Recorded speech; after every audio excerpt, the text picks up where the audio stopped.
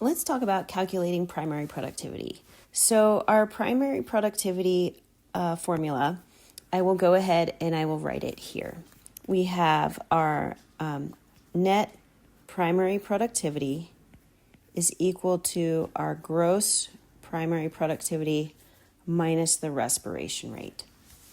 Okay, so let's try and solve one of these problems. So what I like to do first is I always like to write what I know.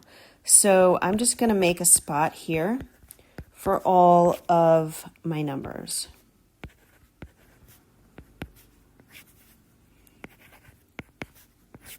And then I'm going to write them from my question. So my gross primary productivity is 18 kilograms of carbon per meter square per year.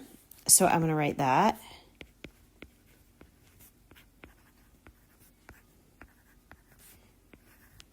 And then my respiration rate is 12 kilograms of carbon per meter square per year. Uh-oh.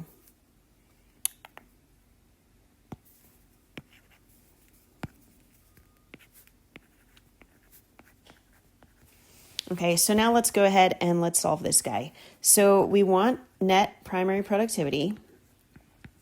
And so I'm going to take my gross primary productivity, which is 18. And since these have the exact same units here, I'm not going to bother with writing the units. But if the units weren't the same, we'd need to make sure that we wrote our units so we'd be able to cancel them out and make sure we had the correct units. Okay, so I'm going to do 18 minus 12. And that's going to give me 6. So my answer is 6 kilograms carbon meter squared per year. And that's my net primary productivity.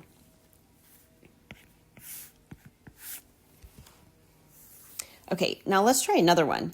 In this one, we are going to work on, let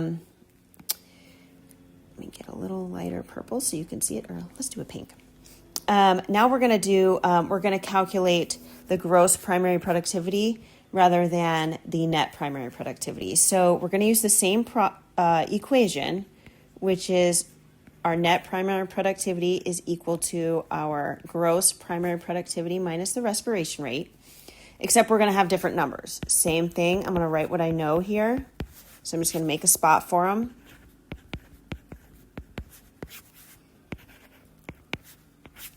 Okay, so it says that a grassland has a net primary productivity of 0.8 kilograms of carbon per meter square per year. So I'm going to write that as my net primary productivity.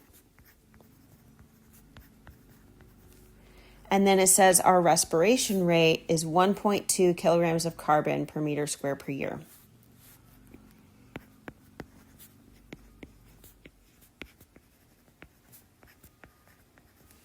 Okay, and it's asking you for the GPP of the grassland. So there's a couple things you can do. You can put your numbers in first, and then you can solve for the GPP. Personally, I like to go ahead and rearrange my equation and get it the way I want, and then put my numbers in, because I just think it makes it a little bit easier because I'm not having to keep track of numbers.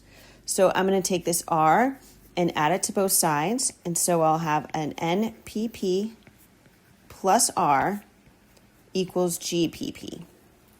And so again, because these have the same units, I can just go ahead and keep them and go ahead and write them in. So I'm going to do 0.8 plus 1.2 is my GPP.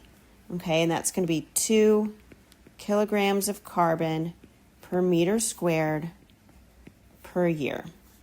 Okay, that's going to be my gross primary productivity. And another thing to kind of look at when you're solving these problems is your gross primary productivity is going to be more than either your net primary productivity or your respiration rate. So you always want to make sure that your answer makes sense. And this answer of 2 is larger than the NPP and the R, so it makes sense. We always want the NPP and the R to be less than the GPP, and we always want the GPP to be the most, okay?